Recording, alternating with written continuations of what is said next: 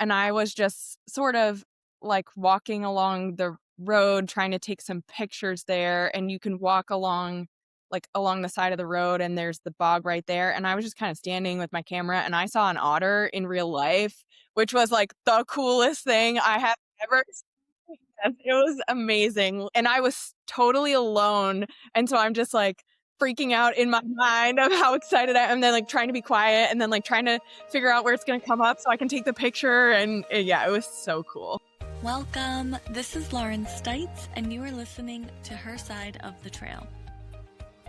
This episode, I'm excited to welcome back Tory Mather. Tory spoke with me in season 1 about the Rachel Carson Trail Challenge. That is a mouthful, but she's here now to talk about her brand new book, Scenic Wonders of Pennsylvania. She talks about why she chose to write the book, the effort and time it took into researching, and also she shares some of her favorite places in Pennsylvania. I'm excited about the book. I can't wait to check it out, and I'm happy to have Tory here to share it with you. So let's get into it. Hi, Tory. Welcome back. I'm so glad to have you here, and now to talk about your brand new book. How's everything going? Everything's going great. Thank you so much for having me again, Lauren. It was so Yes. fun to talk to you last time. You are my first repeat interview, so I'm just, Wow. you win the prize for that. Woohoo. So exciting. I just want to recap because last time we talked, and I know you did this trip, you were planning a backpacking trip to England.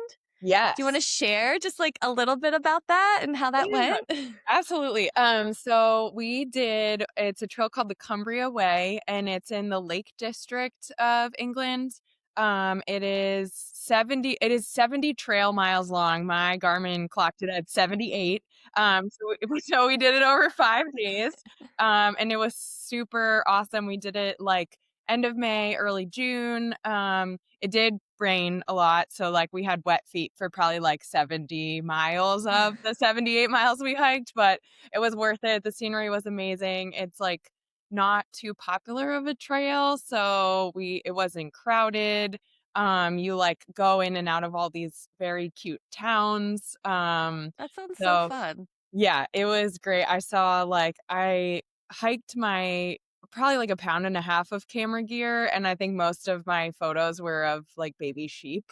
Like I have some landscape photos, but I was just so obsessed with how cute But they're so cute and photogenic, so I don't blame you. So cute. Oh my goodness. Yeah. So it was great. And I feel like that's one that I would really recommend for like if you're looking to get into backpacking and you're comfortable doing something international. Like this wasn't a trail where we camped, so we did like a hostel or an inn or an Airbnb every night. Okay, so you had a warm place to dry off your wet feet. Yes, which was much needed. You can camp. You have to be a little more strategic about. I mean, we had to be strategic about it anyway because like we had to book stuff in advance, so you know your mileage every day. It's not just one of those like, oh, we'll see how far we get and then we'll pitch the tent. So you did have to plan it a lot. But I feel like it would be great if you're like, okay, I love hiking. I would love to do multi-day hiking. I don't know how I feel about sleeping outside. So you can get like the hot meal, the shower, the bed, but also hike, I think every day was 12 to 18 miles a day. So the best of both worlds. yes, I agree. And my husband does not love sleeping on the ground. So this is like our compromise of like, okay, we're both good with hiking double digit days back to back to back, but he wants like a pint and a meat pie and a shower at night. And I'm like, okay, hard sell. I don't blame him. I'd be the same way. So that's good to know though. And then I know you have another adventure coming up. Where are you headed soon, right? I am headed to Scotland to do the West Highland Way. So similar type of thing. We're going to do it. It's about 100 miles and we're doing it over 6 days. Okay. And we are potentially adding in, right now the plan is to add in a side quest to hike the UK's highest peak. So That's cool. Yeah. Now, how tall is their highest peak though? I don't know. I'm We just did it curious. once. Yeah, we did it once before. But we got kind of fogged out at the top. So we're like, okay, we want to go back and try to see if we can get the views. But it was a great hike when we did it. Then I'm interested to see how I'll feel on like day 6 of 7 trying to do it. So, Now, you might have just said it and I interrupted you, I don't know. Is this gonna be similar to what you did before where you'll stay at the hostels, the inns, stuff yeah. like that? Yeah, Yeah, that's and nice. what's fun about that is that, like, I mean, you'll meet people in campgrounds and stuff if you do camping, but it's cool to, like, talk to the locals, Yeah. and a lot of the time like, when we were on the Cumbria Way, there was, like, a couple we saw at breakfast that then we saw at dinner and, like, hearing how everybody's day was, and it's just, You're like, fun kind of to on the same schedule. yeah, it's fun to meet people, from, like, all over the world that are doing the same thing as you, so That's so cool. Well, enjoy that. That thanks. sounds like so fun. I might have to have you back on so you can talk about it. Love to. But the reason I actually do have you on here is because you researched and wrote a brand new book all about Pennsylvania, Scenic Natural Wonders of Pennsylvania. Yes. So give me like the elevator pitch real quick about the book. Sure. So Scenic Natural Wonders of Pennsylvania is it showcases 84 different spots in Pennsylvania to get outside. So there's waterfalls, which I think are my personal favorite. There's the scenic overlooks. There's caves, both show and wild caves. And there's like natural areas, rock formations. So there's really something for everyone in the book. There are trails that are like or features that are like roadsides. You can literally just like pull off the road and see it. Or there's stuff that's like, oh, this is a 6 mile super hard hike or a 9 mile super hard hike. So there's something for everyone. I think no matter what your level of adventuring is or what your accessibility is, like you can find something to do in the book. So you live in Pennsylvania, Yes. but you didn't grow up here, but No. you've lived here for a while now. Yes. So I lived on the east side of the state in Philadelphia for 6 years. And then I moved around a little bit, but then we came to Pittsburgh in 2021. So I have now lived here for 4.5 years. So total like over 10 years in Pennsylvania, on both sides of the state now. So you've been able to explore the state, really find all the gems that you have in your book. Um, what about Pennsylvania made you or why are we writing this book? Did someone approach you or did you were you like, I love this state, I want to showcase it? So, I feel like I got a little bit lucky in my journey. So I have always wanted to write a book. I was an English major in college. Like I have all of these notebooks from when I was like 6 on, like, journaling my life. Love that. Yeah, so I have been writing for a very long time. And I actually had pitched this publisher, Reedy Press, with a different idea. And they were like, we're not super into that idea, but we're restarting this series, like the Scenic Natural Wonders series. They had only released one book. And so they wanted to like actually make it a state series and then do a bunch of different states. So they were like, well, do you want to write the Pennsylvania one? Oh, And so I was like, nice. "Oh, okay, yeah, great." Like I can handle that. Yeah, so it worked out very well for me. I feel like, that's one of the questions I get asked the most is like, "How did you end up, getting published?" And, like, I did objectively, like, get pretty lucky in that journey. No, but that's awesome. But that's the if you don't ask, you won't ever get the yes, right? So, Yeah, yeah. that's true. So you said how many places did you include in the book? You said 80, 84 in the book. Yes. 84. Now, Mhm. I think some people might be like, there's not 84 cool places in Pennsylvania, but we know better. We know better. Yes. When you explore the state enough, you definitely can find some really cool gems. Um, how many of the places did you visit prior to researching the book? Like, did you know about you'd been there firsthand? About how many? Um, Probably I would bet like 20 to 30% I had That's been good. there, Yeah. or it was places where like I knew was amazing and I just hadn't been there yet. So like Ricketts Glen, I had never been to until I researched for the book, but like everybody knows that Ricketts Glen is like Yes. amazing and Pennsylvania Grand Canyon same thing, like that had been on my bucket list.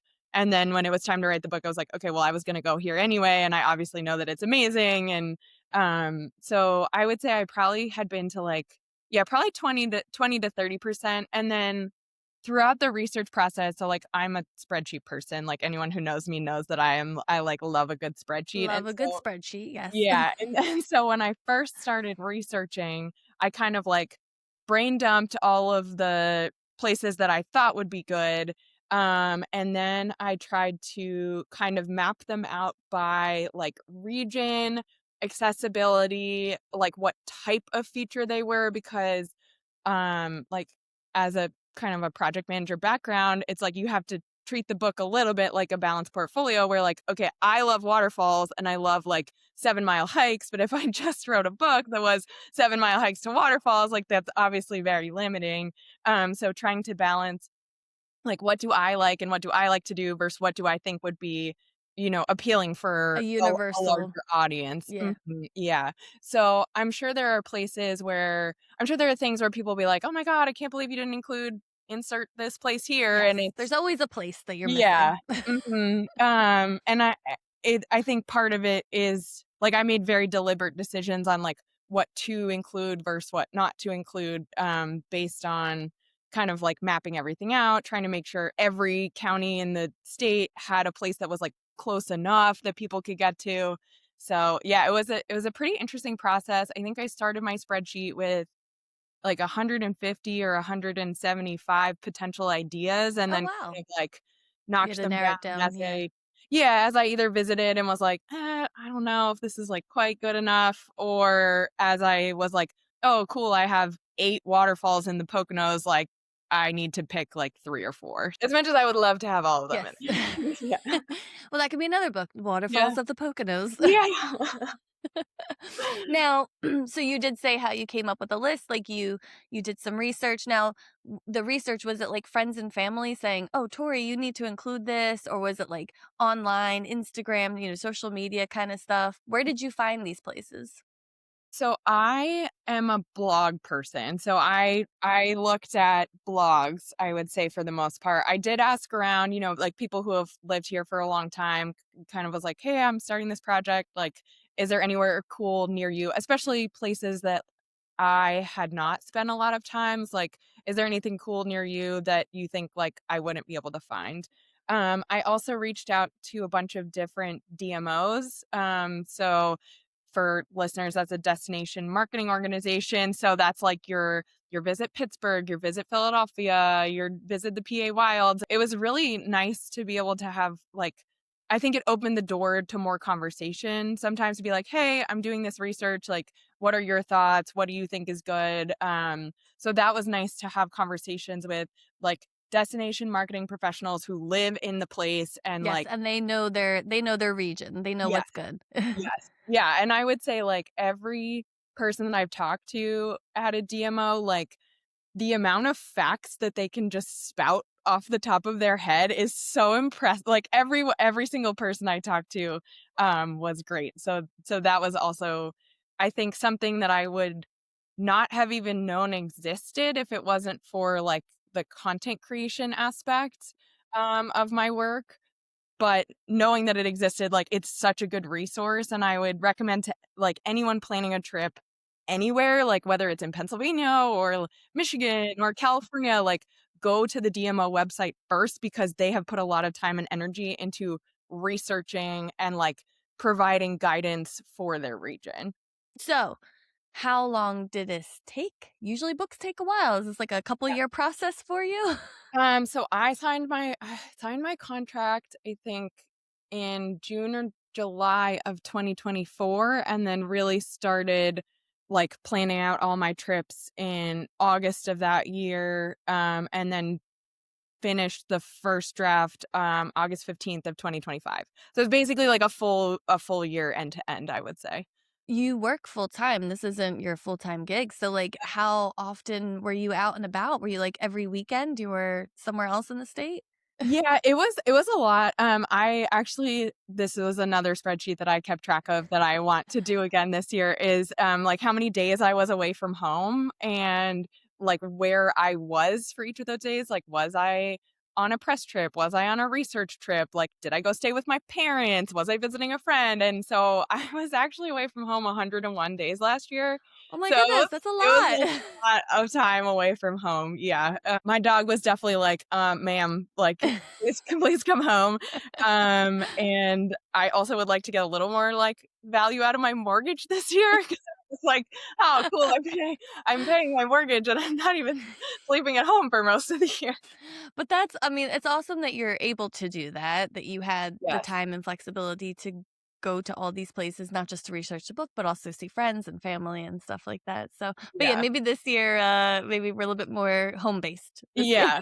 And it's like, I love Pittsburgh, and I feel like there's so much to do here, and so, like, it was hard to, like, have I mean, we've been here for 4 years, so I feel like we have a good friend group, but it's not a friend group that's been around for 20 years, it's like a, 2 to 3-year-old friend group, and so someone would be like, "Oh, it's so and so's birthday this weekend, like, here's what we're gonna do," and I'm like, "I'm in Allegheny National Forest," or, "I'm at Ricketts Glen," Like or I'm 5 hours away. yeah, Sorry. so it was like as much as I, like, loved the process and I would absolutely do it again, like, I did miss out on, like, a lot of my life, from being gone so much, so I'm hopeful this year that I will be able to, like, spend more time with my friends and family. That's a good goal. That's a good Yeah.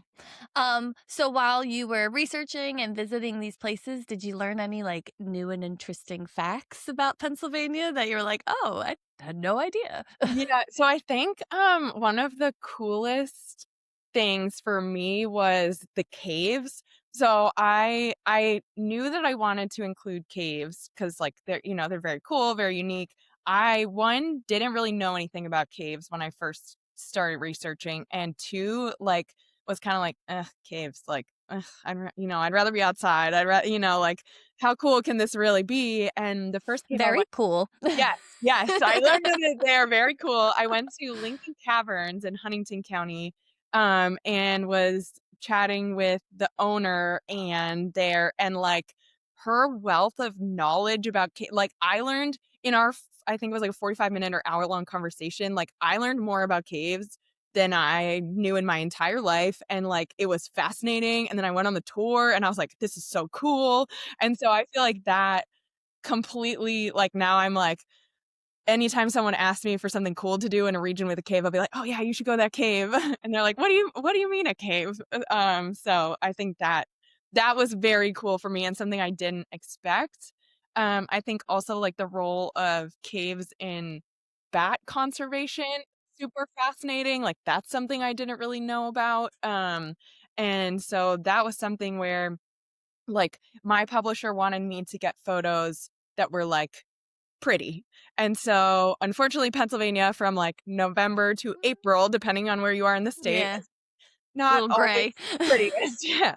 And so I was like, "Oh, well, I'll just do the caves during the winter so that I can, like, still do stuff and research and write, and then I'll try to, save everything else for, like, fall or summer or spring or, like, when there's snow on the ground," which is a little unpredictable, but a lot of the caves in Pennsylvania, like Woodward Cave and Laurel Caverns, are closed over the winter for the bat hibernation, so I learned that very quickly and was like, "Alright, I need to, like, change my strategy for this."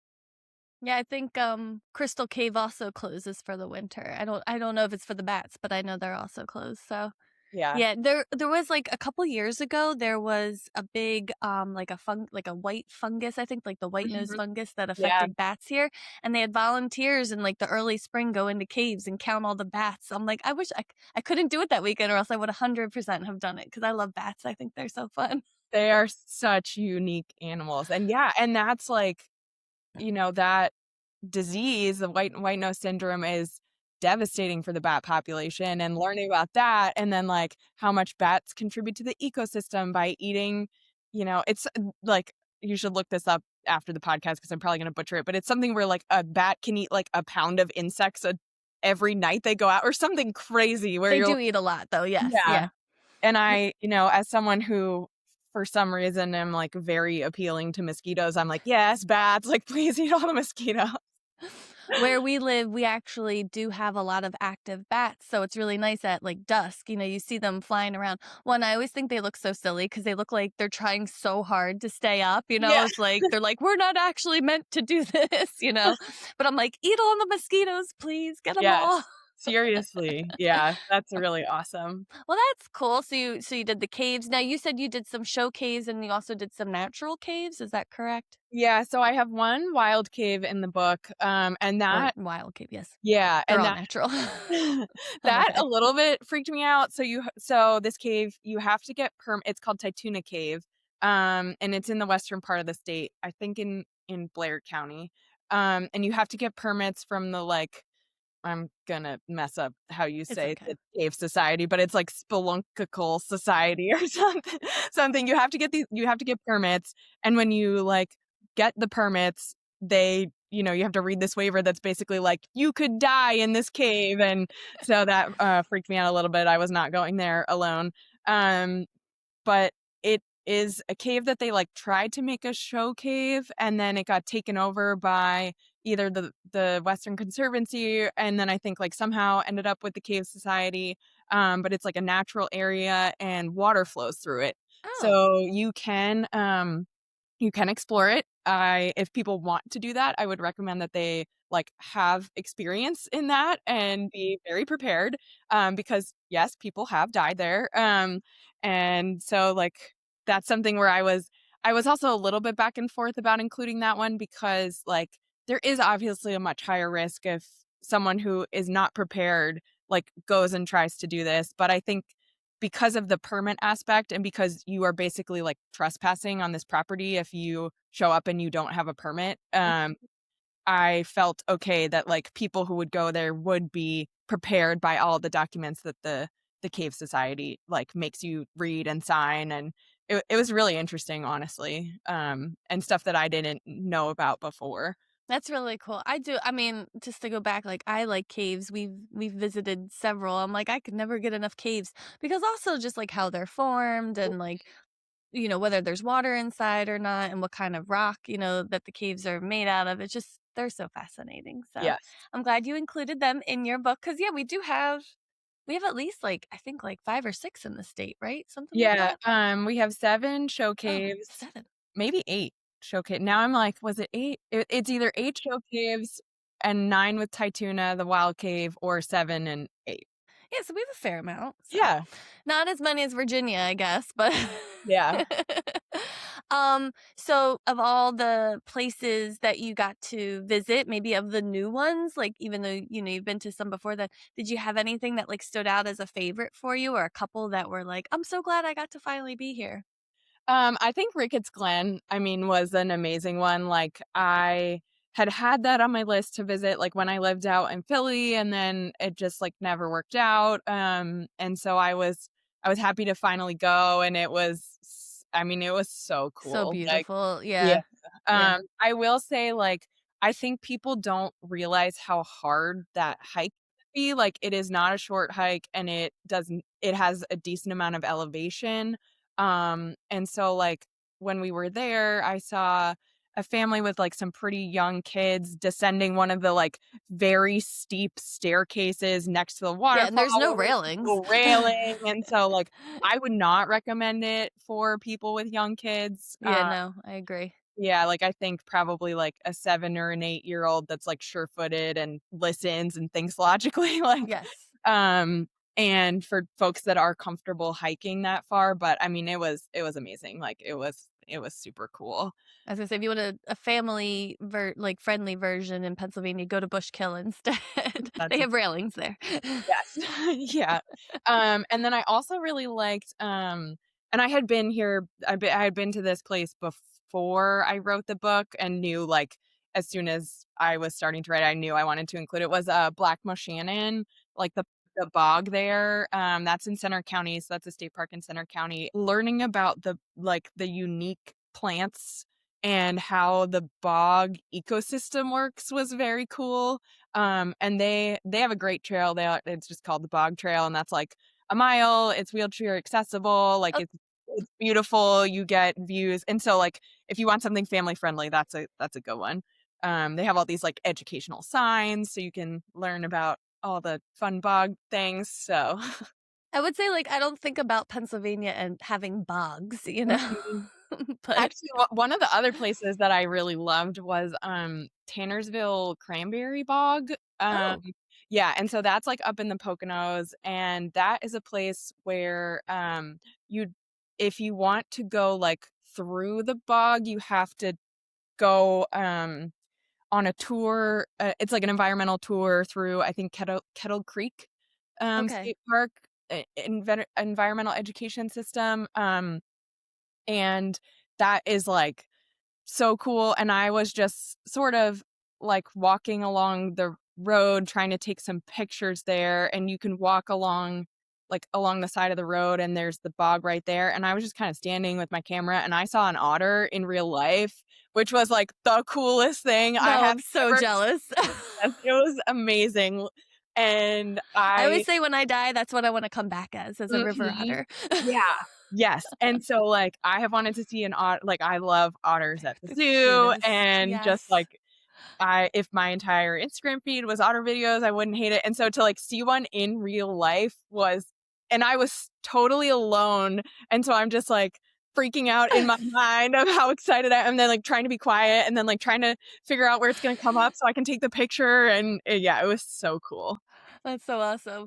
Wait, so speaking of pictures, I know, talking with other book authors that it's definitely they want, like the publishers want the nice, the colorful, the really pretty Mhm. pictures. How hard was it for you to get all those? I know you kinda put out, like, an APB to people, like, Yes. "Hey, do you have photos?" But how hard was it for you to be able to get all the photos that they wanted, that the publisher wanted? I think it was a little bit challenging, and I think part of that was because, like, the publisher is based in Missouri, and so they don't know what Pennsylvania looks like or what it is, and so, like, I mean, we know that the state is, like, gray and brown from November to April, and then it's, like, brown and green until, like, September, and then it's colorful for 2 months, and that's it. And it, 2 like months if you're well, lucky. it depends on where you Yeah. are. Yeah, Maybe, like, maybe 3 weeks, yeah. and so they had like, they had number of photos that they wanted to have colors in, and that was defined as, like, not green, brown, or gray, so when I submitted my photos originally, they came back and they were like, "Hey, we want to have at least 30% of these photos have color in them," and so that was I think I got that email September 29th.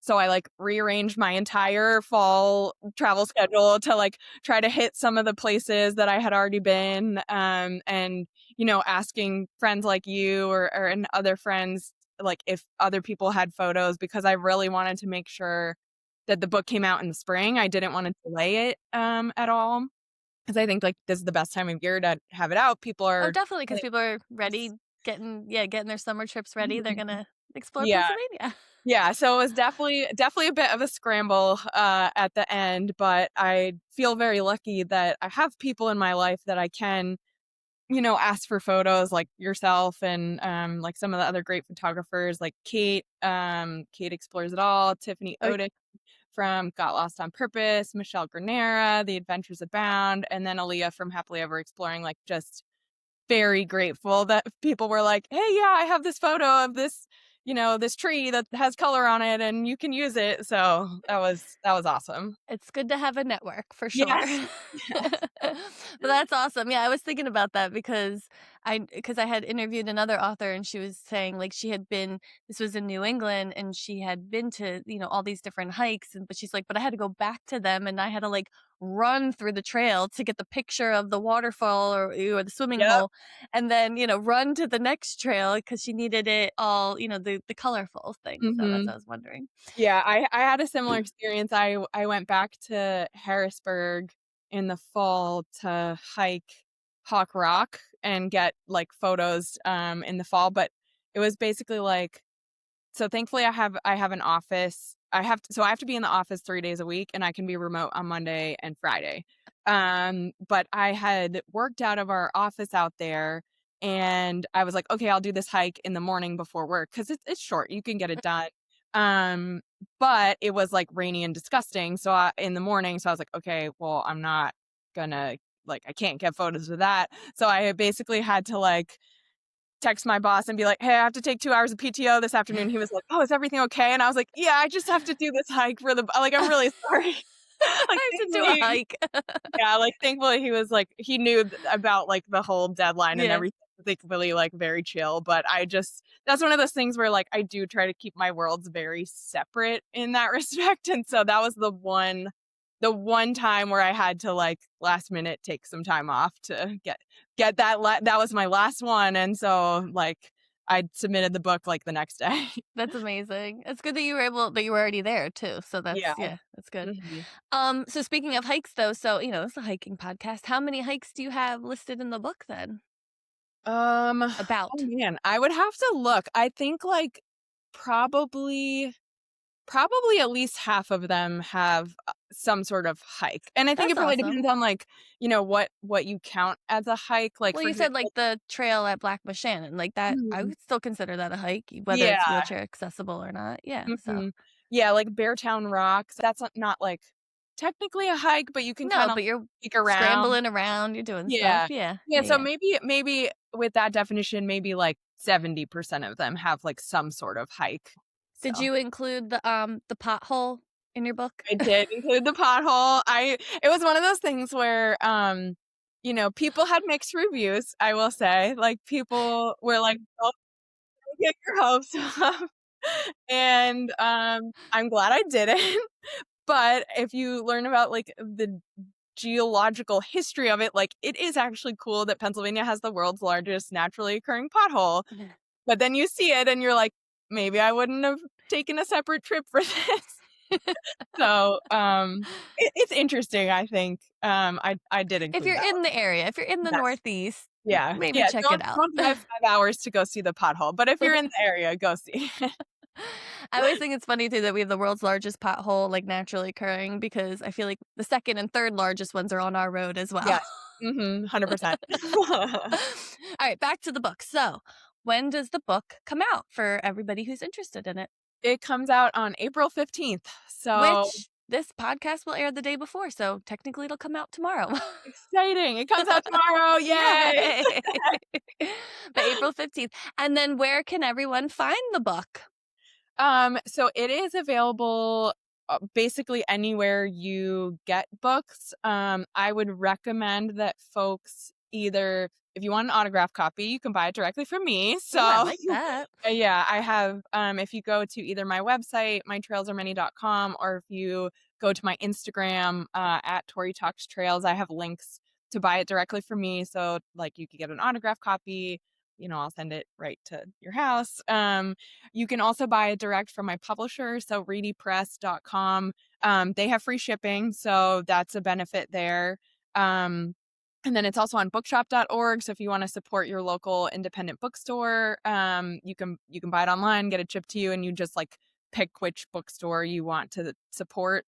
It is also on Amazon, but I would recommend that you don't give your money to billionaires. So, Yeah, yeah, we'll go. you Will the book also be in some of the bookstores around the state? Yes, so that's something I am working with my publisher on right now of trying to figure out, like, who is gonna stock it, and, I mean, ideally, we can get it in at some of the attractions as well, like, Yes. some of the caves have agreed to stock it, so I should have more information by the time that this releases. Okay, and then you did say where you can be found, so it's mytrailsaremoney.com Yep. and then Tori dot talks trails on Instagram, and I guess all the social medias, right? That's where Yeah, you are. yeah, I'm Tori Talks Trails on Facebook, Instagram, YouTube, and TikTok.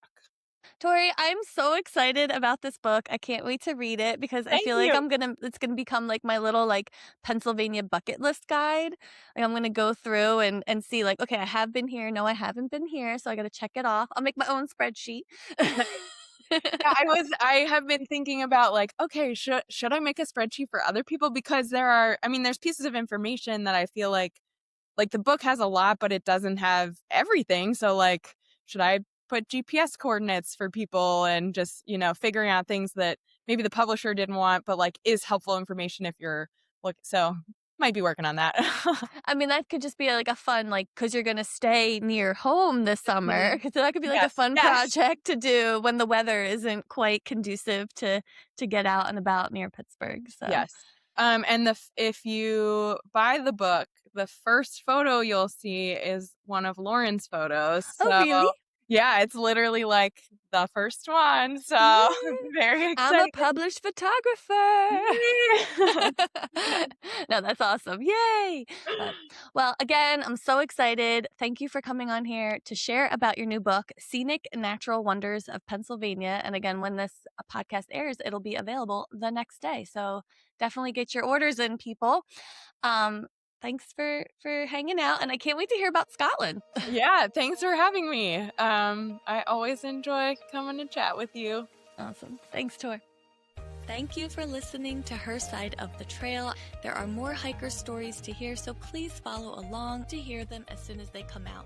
And if you like this episode, please share it with your friends or on social media. Her Side of the Trail is hosted and produced by me, Lauren Stites. I can't wait to share another hiker story with you next episode.